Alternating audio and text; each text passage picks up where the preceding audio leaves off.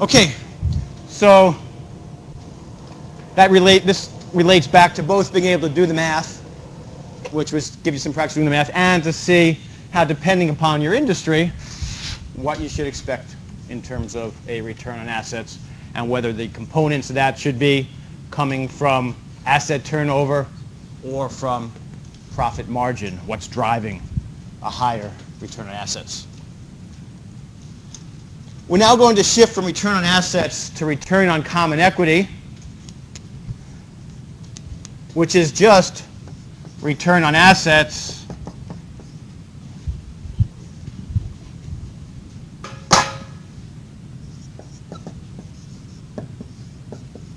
and you're adding one more item to that, which is your financing leverage. We'll just call it financial leverage right here. So another way to measure profitability is return on common equity, which really says how are we doing in terms of returning value to our shareholders. And that's what it's all about in business at the end of the day. Returning value to your shareholders.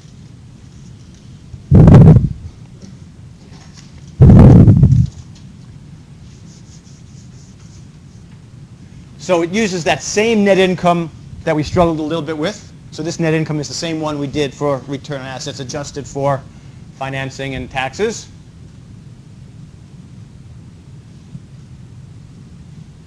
You also subtract out preferred stock dividends, because preferred stock is not viewed in the same category as common stock, and we're looking at return on common stock. So you have to subtract out any dividends that were paid for preferred stock. In order for a company to be successful, you need to have a higher return on common equity than your cost of capital. Otherwise, it could be off on any one period, but over time it has to be greater than your cost of capital, because if it's not, nobody would invest in your company. Why would you invest in a company that's returning lower than the cost of capital? That cost of capital being the rate of return that shareholders should demand for a company of your risk portfolio.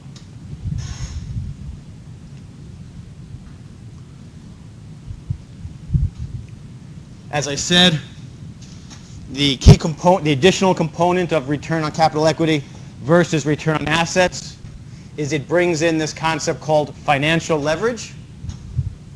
Every company, has its, on one side of the balance sheet is assets, on the other side is your debt plus your shareholder equity. And financial leverage is the amount of debt you're using to finance your assets, essentially. The more debt you use, up until a point, the better the return to your shareholders, because debt is less expensive for you. But there is a point, and we'll talk about that shortly, the tipping point, I'll call it. So financial leverage is a way to get better returns for your shareholders, but financial leverage also increases the risk in your company, and that's the trade-off. And so your cost of capital should go up related to that risk.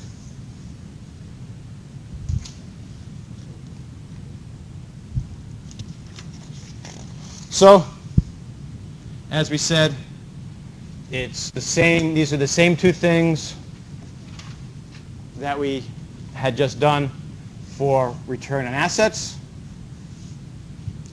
And then you multiply that by your leverage, your financial leverage, which is your total assets.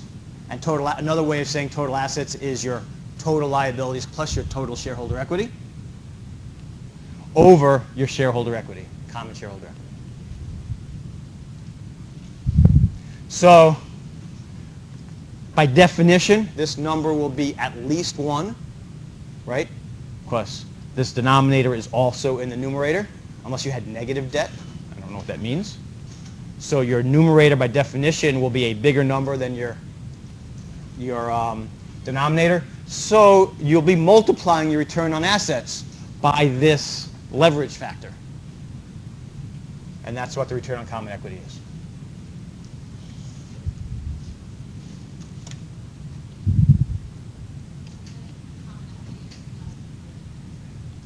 Yeah, yes, less preferred dividends, exactly. And in many cases, that's a very small, almost immaterial number. But it'll be in the problem. I mean, if you're given a problem, it'll be in the problem. If it talks about preferred dividends, you shouldn't disregard it. If the problem ignores it, then you can ignore it.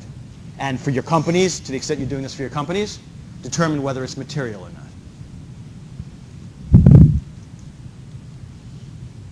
I think.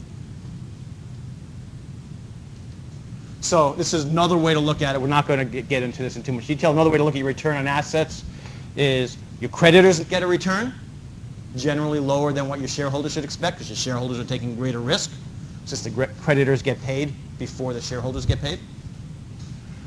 The return to preferred shareholders, which are somewhere between creditors and common shareholders. They're taking on some risk, more risk than the creditors, but less risk than the common shareholders, plus the return to your common shareholders. And the average of that is your return on assets.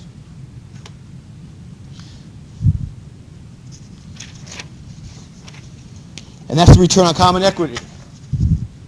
Earnings per share. Earnings per share. I both like to talk about this topic and I don't like to talk about this topic. I don't like to talk about this topic because it's not really scientific.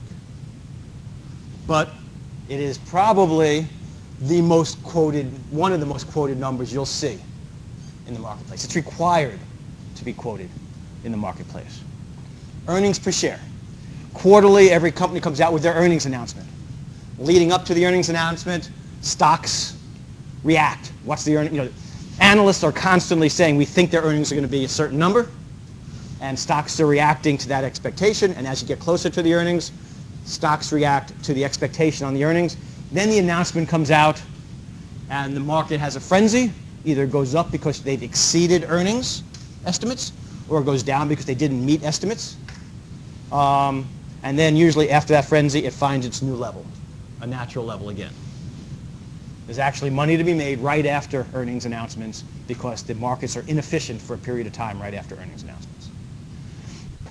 So with that said, it's not as scientific as some of the things we're going to learn here, but it is the most common way to do things. One year, I brought a friend of mine, she's a friend of mine, who's an analyst at Goldman Sachs, and I told her what we teach in class, and I asked her to come in and talk for a half hour, and she did. And she just talked about how all they do is use earnings per share and price earnings ratios and things like that. And I said, oh my God. Because it goes against the better judgment of academia. But it's quick, right? And at the end of the day, speed matters in the markets. And so it's a quick way to get in.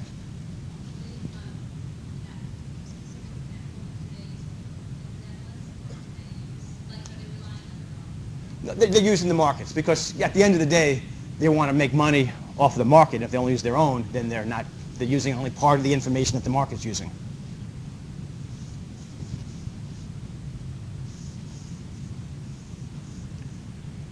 So we're not going to get too much into the difference between basic and diluted earnings per share.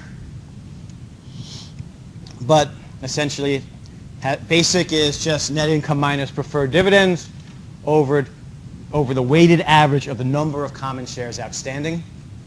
So the weighted average are the shares at the beginning of the period, shares at the end of the period, on the balance sheet, or given as a note at the minimum.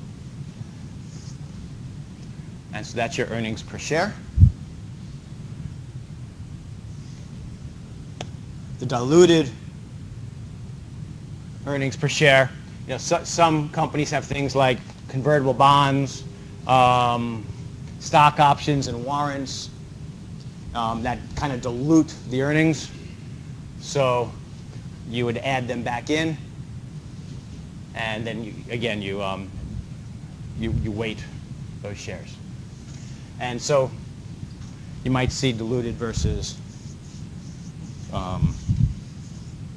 basic.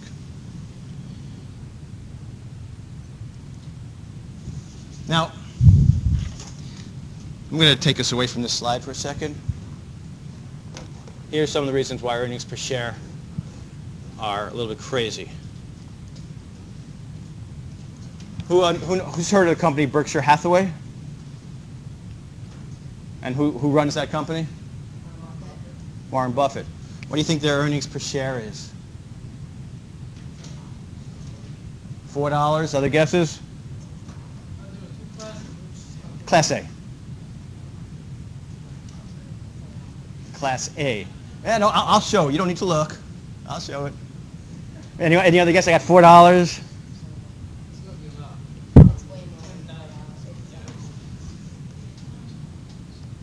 Okay, so here's Berkshire Hathaway. It sells at $171,000 a share. You guys want to chip in, buy a share? Their earnings per share, $9,986.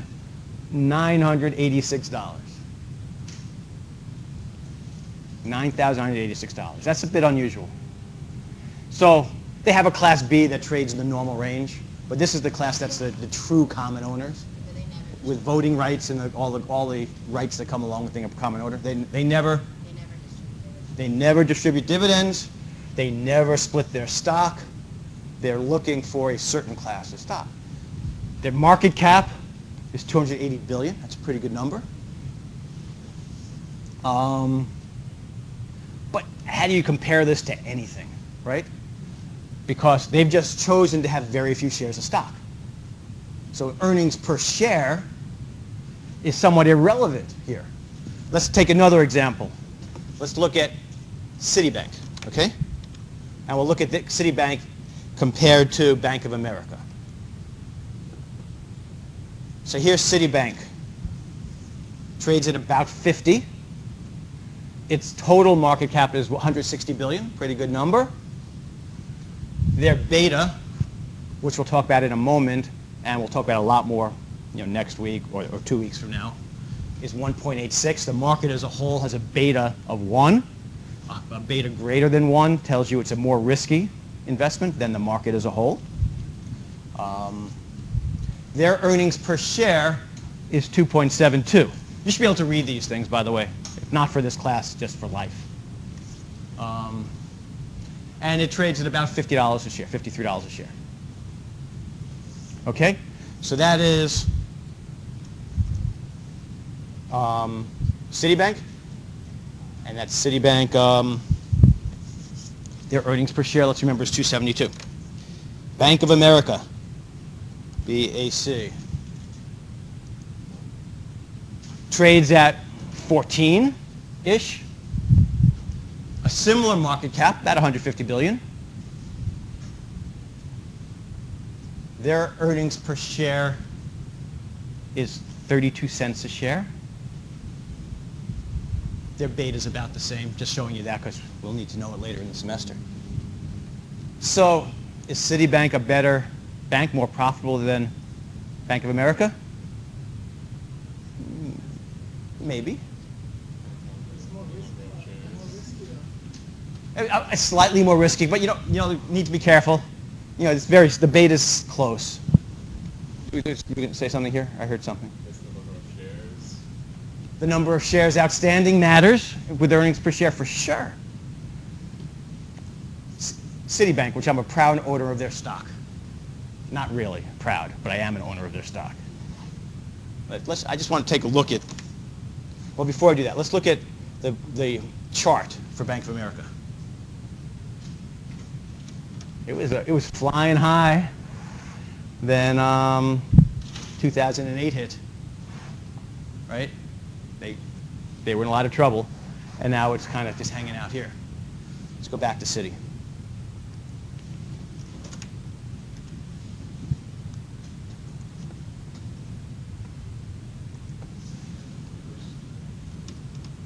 Yeah, I'm going to get there. It was flying high, and it got smashed. It almost went out of business. Both of them needed to get money to stay in business. Oh, certainly J.P. Morgan would be. I mean, we can look at J.P. Morgan in the end. Here's what happened with Citi, because I bought some stock here somewhere. Yeah. I did buy some more down here just to average it out because I said they're not going out of business.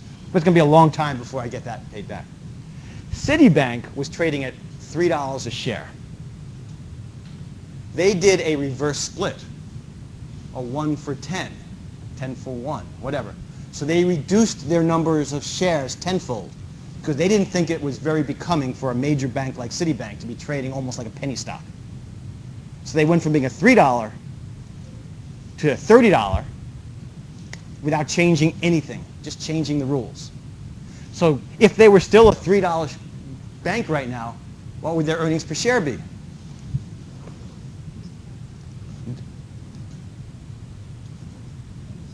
I need to get us there. If they were a $3, they'd be 27 cents a share. They're no better than Bank of America. Other things are equal. So you've got to be very careful when looking at earnings per share. There's a lot more behind it than that. Do they still have the same CEO? No, they don't have the same CEO as they had back in 2008. And Bank of America doesn't either. So be careful with earnings per share. Certainly comparing across companies. Did you want to look at Wells Fargo? Let's look at JP Morgan. I think it's a more interesting stock. But we can look at Wells Fargo if you want. JP Morgan with Jamie Dimon at the helm has an earnings per share of 5.6, even with the London whale problem they had. And look, 2008 happened. They weren't happy, but they've held on pretty well. And Wells Fargo might be the same thing. Okay? So that was a little digression for us.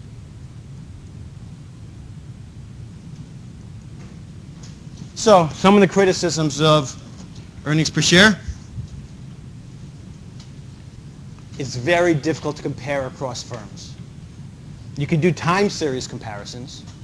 What was our earnings per share last year, last quarter? That makes more sense. But comparing across firms, there's a lot of variables that are not included. The most important one being, what are the number of shares that are outstanding? But with all that said, it's still one of the main focal points for companies when they're being judged by the markets.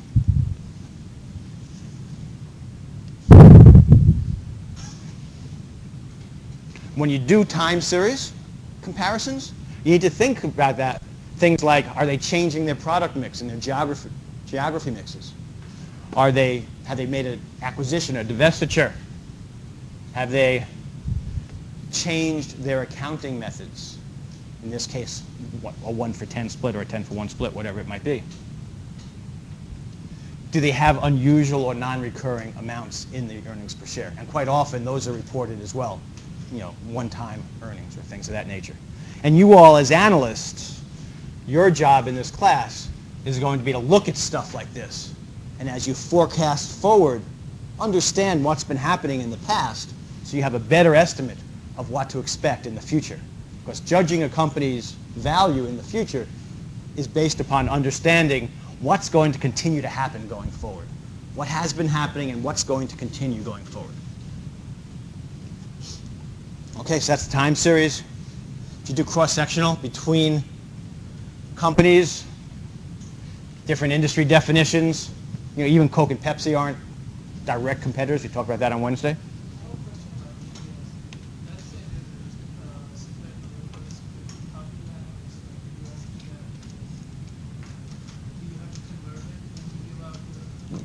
Well, what you ought to do is go backwards and put everything under the new terms. And so you take the older financial statements and do everything under the new terms. In theory, there is no change in the economic value of anything with a split or a reverse split. Maybe Berkshire Hathaway, if they were to split, I don't know, 100,000 to 1 or 10,000 to 1, whatever they choose to do, they might change their economic value because they suddenly open up their stock to a whole new class of investor. So that's like a change in accounting. Yeah. I mean, usually we think a change of accounting principles going from LIFO to FIFO, but that's similar to a change in accounting principles. You do need to be careful about how ratios are computed, particularly beta. There's no one way to compute a beta. I mean, there is a few different models. And so you can compare betas from different websites and they'll be different because they're computed slightly differently. Okay. That's it for profitability analysis. Because we do have a little bit of time here, let's do problem 414 as a team. 414, and only do A, B, D, and E. And this is just more practice with the ratios. 8, I'm sorry? Okay. 414's on 244. A little more practice.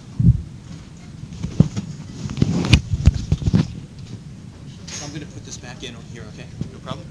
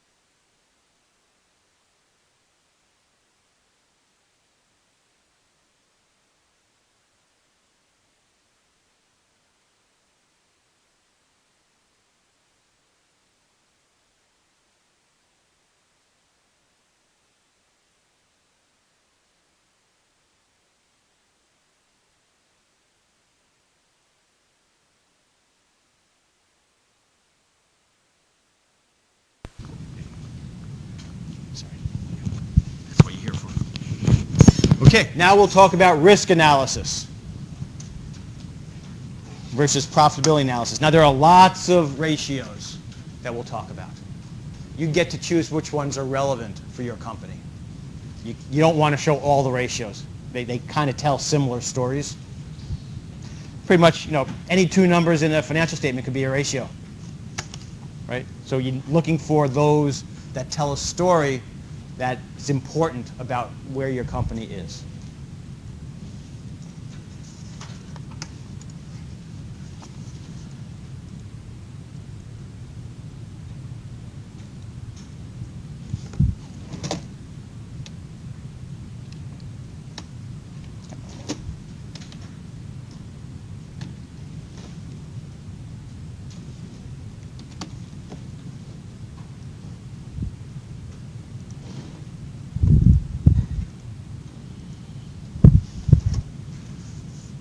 We'll talk about ratios related to short-term liquidity, long-term solvency.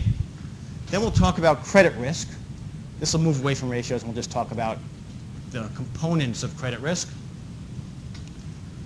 Bankruptcy risk. And there's actually a quantifiable way that's reasonably effective to determine whether a company is at risk of bankruptcy. Looking forward. Market equity risk, which we just mentioned in the last chapter as beta. And we'll talk about it a little bit here, and we'll talk about it a lot later on in the semester. And then you can even quantify the risk that your management team is a management team is manipulating data. And that's something called the Baynish equation, which we're not going to talk about in class. We are going to talk about this concept in class. We're not going to talk about the formula, the Baynish formula in class, and I'm not going to put it on the final exam, but you may want to take an analysis related to your companies. Sometimes it comes out interesting. So don't completely ignore it, just know it's not on the exam. Risk. Risk comes from a variety of places, some of it inherent to the business that you're in. Quite often outside of the control of management or the company.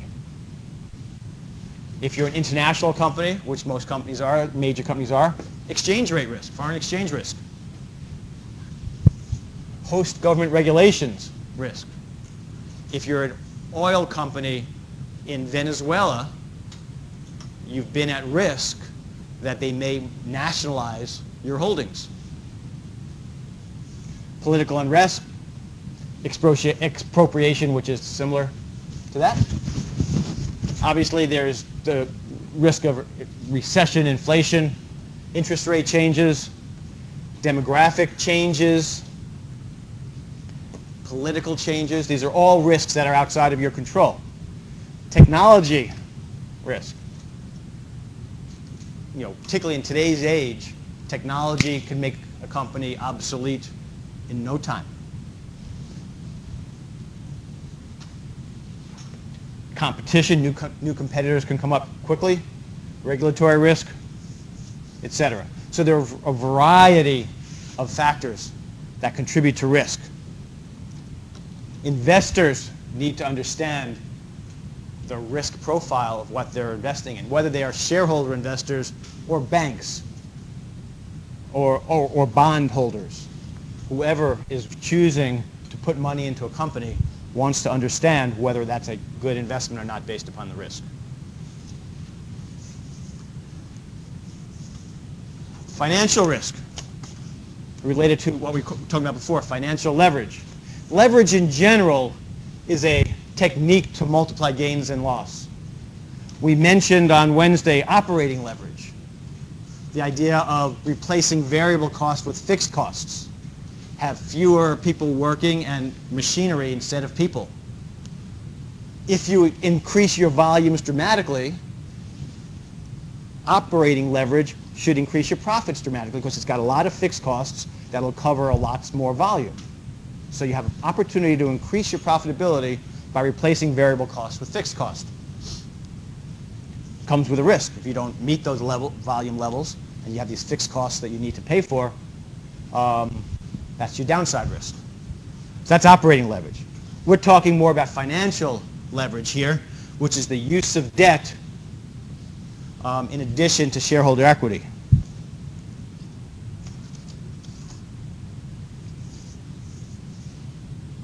And we disaggregated the ROCE, and we see the financial leverage as one of the three components of ROCE.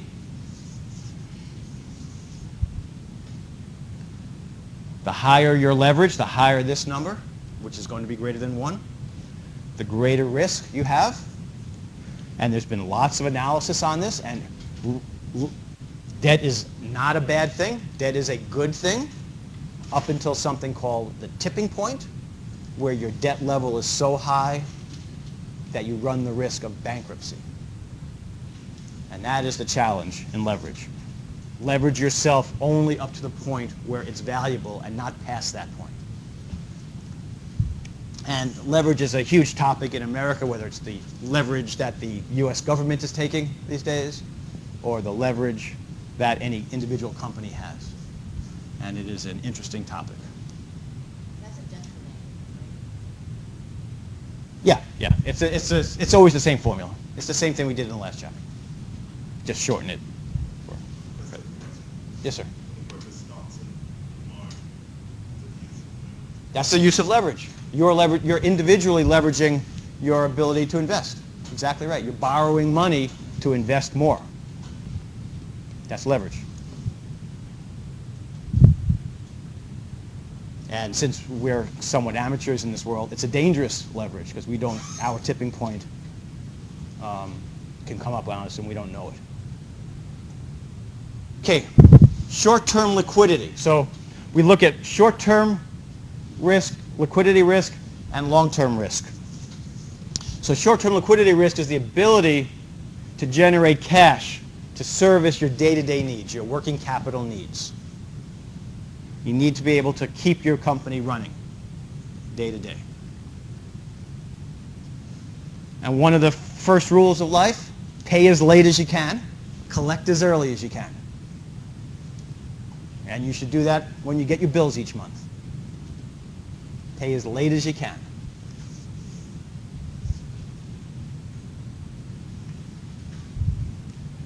So that's one way to help manage your liquidity. But there are problems. One, your operating costs might either be greater than or they might precede your revenues. They always precede your revenues, right? You're going to have three things happen before you get paid.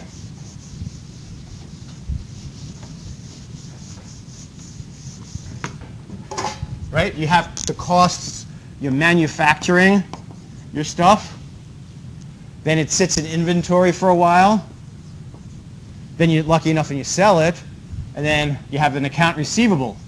This is from the period that you started out laying money to when you finally get paid for what you've done.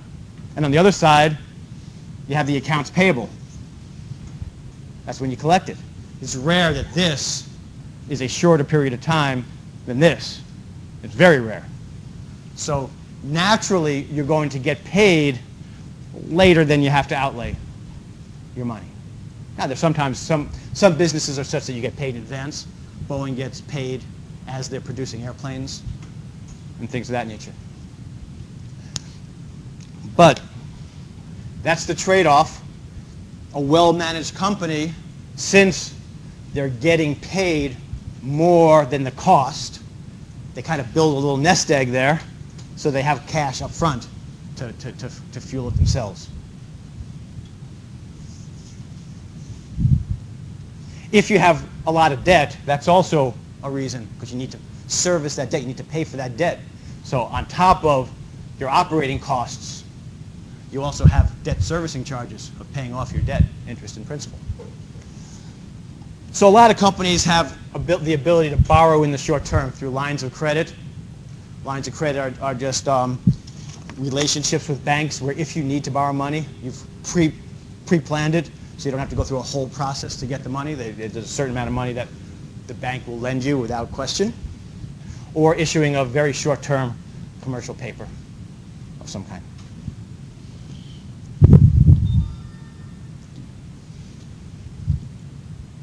So it's important to do some ratio analyses to understand the liquidity risk of your companies. And there are lots of ratios. Figure out which ones work for you. Probably the most common is the current ratio, which very simply is current assets divided by current liabilities. And you'd like that to be greater than 1. So a lot of these ratios, there is not a target number. But in this case, you want it to be greater than 1.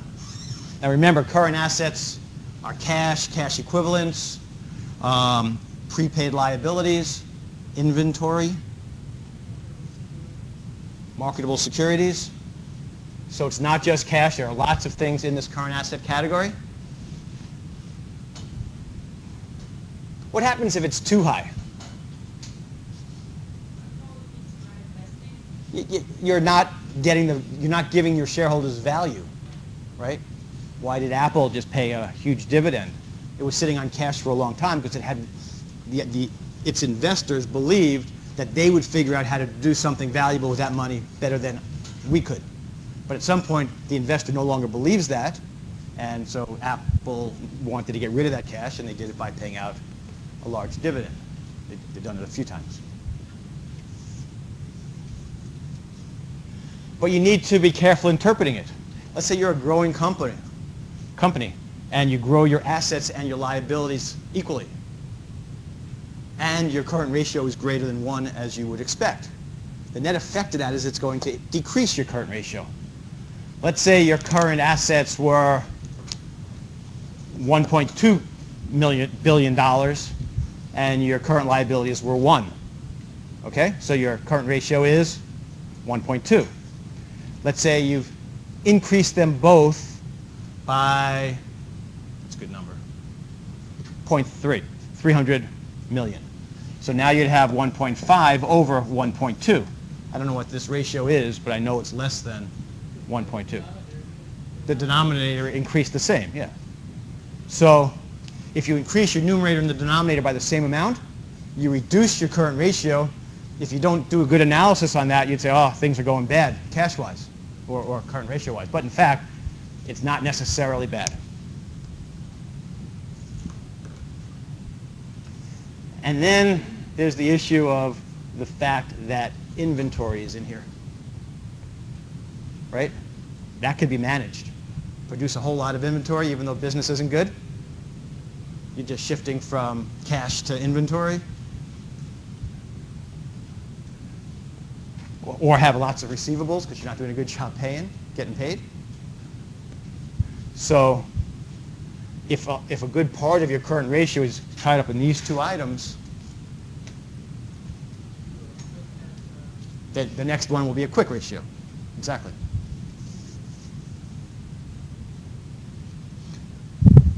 But current ratio is the ratio you tend to see most often. So the next ratio is the quick ratio, the acid test. Bless you. It's cash plus marketable securities and accounts receivable. Takes inventory out of the equation. And you would interpret it similarly to the current ratio. It doesn't have that hard, fast, has to be greater than 1 kind of attribute, though.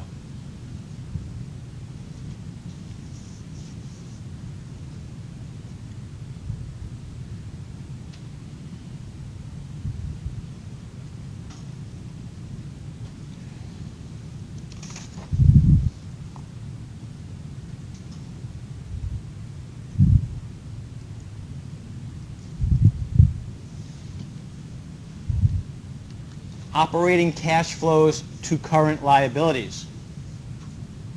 Cleverly named because it's cash flows from operations divided by current liabilities. Now, you have to use an average on the liabilities because it's a comparison between something that's over a period of time and something from the balance sheet. So you take the beginning and the ending liabilities from the balance sheet.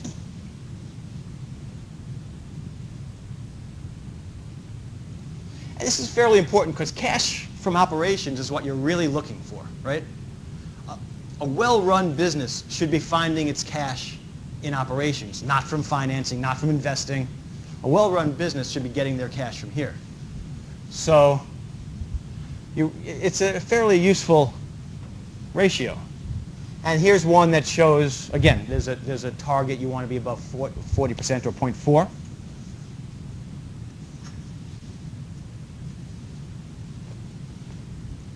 To see if you're effective.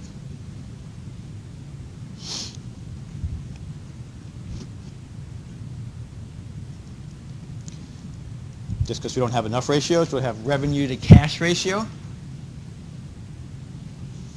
It's the revenues compared to the average cash balance coming from the balance sheet now. Yep, yes.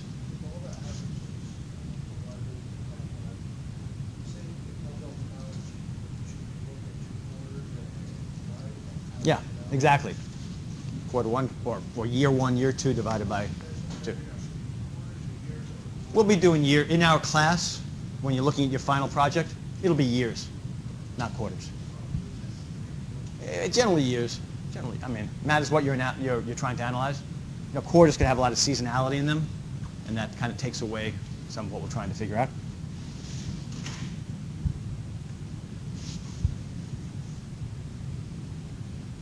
So, lenders would like a smaller ratio. What does that mean? Lots of cash. So if you're lending money to a company, you want a smaller ratio because you want to know they have lots of cash on hand. The denominator is a big number, and you'll be able to pay them back. But it goes back to the other point. I'll be right there. Goes back to the other point, which is if you have lots of cash, you're not using the money effectively. Lenders are happy, but maybe shareholders are not.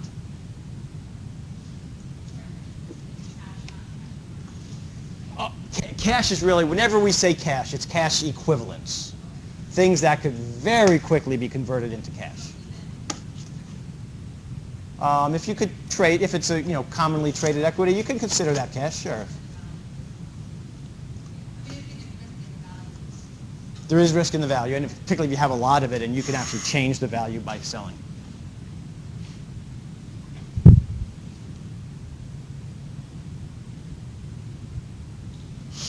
Okay, so that's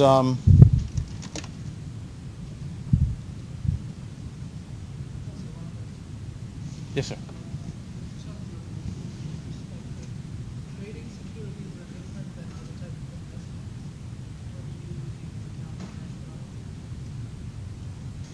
that? Trading securities. So yeah. So we really talk about cash. When we talk about cash, we're talking about cash and cash equivalents.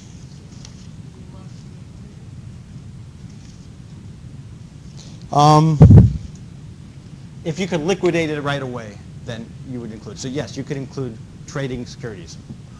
But again, if it's a security that has a secondary market that in and of itself is a very liquid secondary market, then you can include it as cash for its purpose.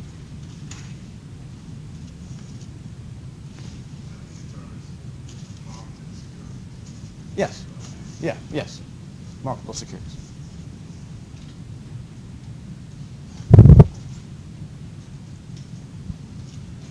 Okay, we did accounts receivable turnover and inventory turnover and accounts payable.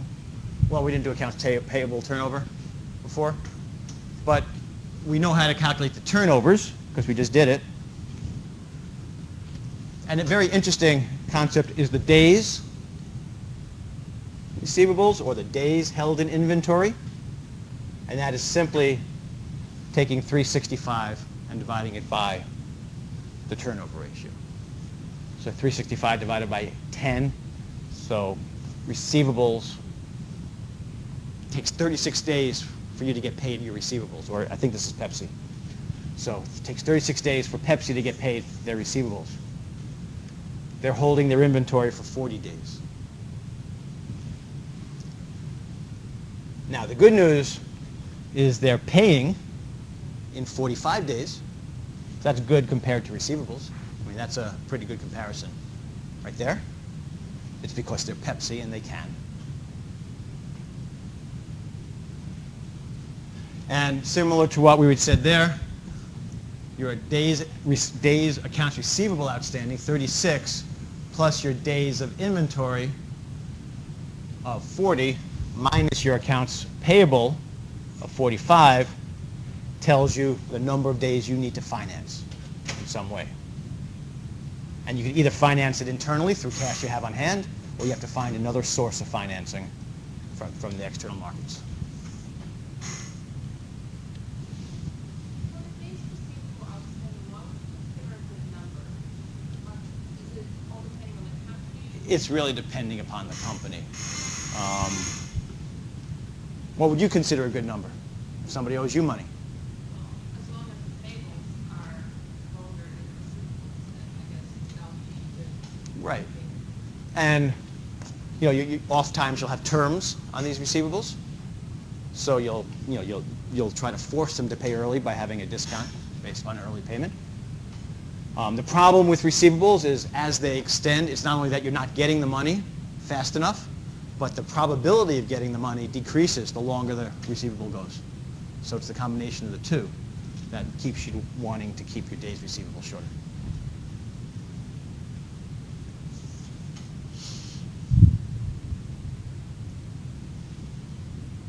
So how many days does Pepsi need to finance here? No calculators. 31. Okay. I don't know who said it, but it's correct. It's 36 plus 40 minus 45. 31. Okay, let's switch over to long-term solvency.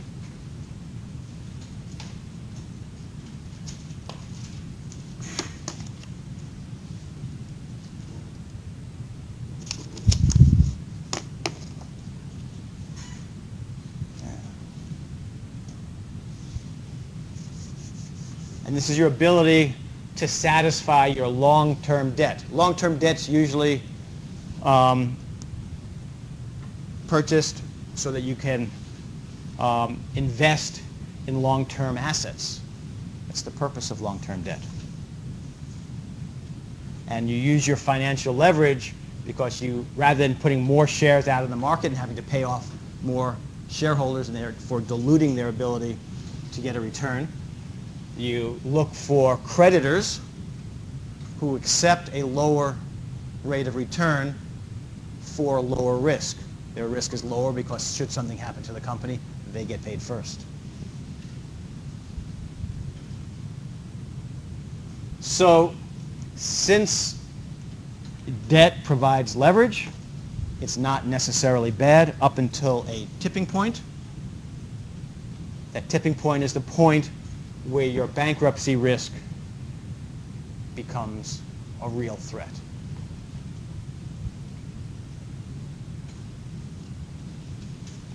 And what you're really looking to do is generate cash from operations to pay for your financing. It's not acceptable to pay for your financing through new financing on an ongoing basis. Eventually, that doesn't play.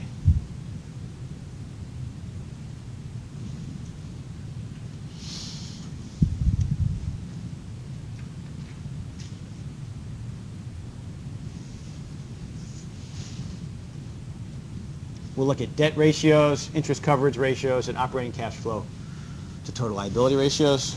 Again, you could choose which of these work best for you. We have 4 different debt ratios for you to take a look at. And they all say the same thing.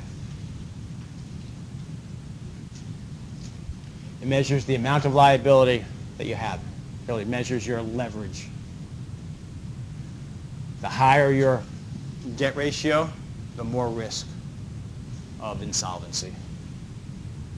And there is no magic number where you hit a certain number and therefore your risk of insolvency is beyond the ability to recover from.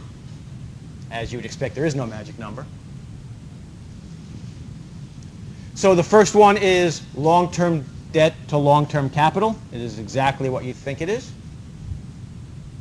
It's the long-term debt over long-term debt plus shareholders' equity, so this is your long-term capital. it takes out of the equation short-term debt from both sides, the numerator and the denominator. So it's really what's your long-term, your ability long-term to leverage. Long-term debt to equity ratio is just long-term debt over equity. It's not much, it's just different numbers. Doesn't tell you anything different. Your total liabilities to shareholder equity differs because it includes short-term debt. And total liabilities to assets, because total liabilities, assets are total debt plus equity. So this is your percentage of debt. This is what we use for our financial leverage. Okay, so again, these are 4 different ratios. There's no magic number. I would suggest choosing one of them. They don't tell you very different things.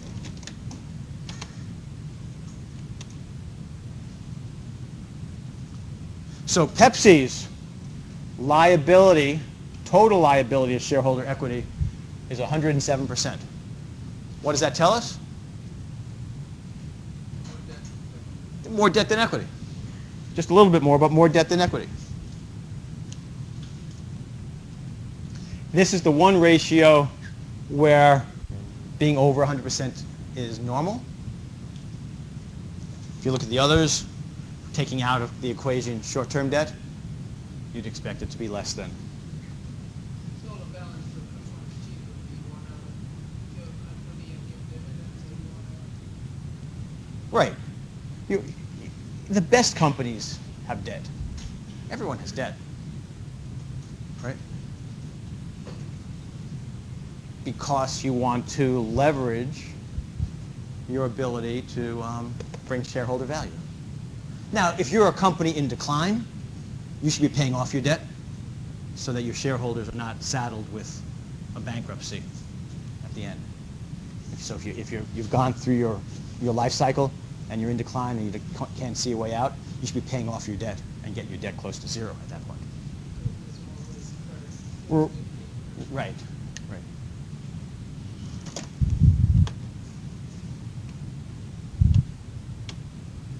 Okay, interest coverage ratio, a new ratio.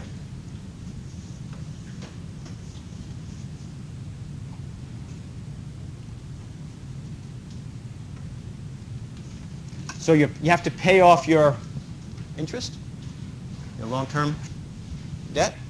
So interest coverage says how well is operations paying your interest? And you'd expect it to be some kind of a multiple. This should be greater than 1 for sure. So you take your net income, you add back your interest expense and your income taxes just like we did before. And now you add back one other item, minority interest and earnings. This is a different word interest than this word interest. This is if you're a minority shareholder like Pepsi is of their bottlers. That's considered net income for this purpose. So you add that into the equation as well. So you look at your ability to earn money through operations compared to your requirement to pay off your debt coverage.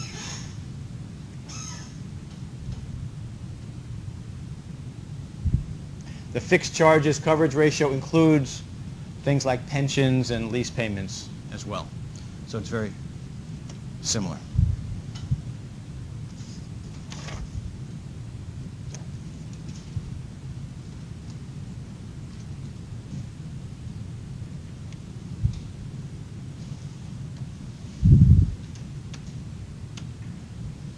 Operating cash flow to total liabilities.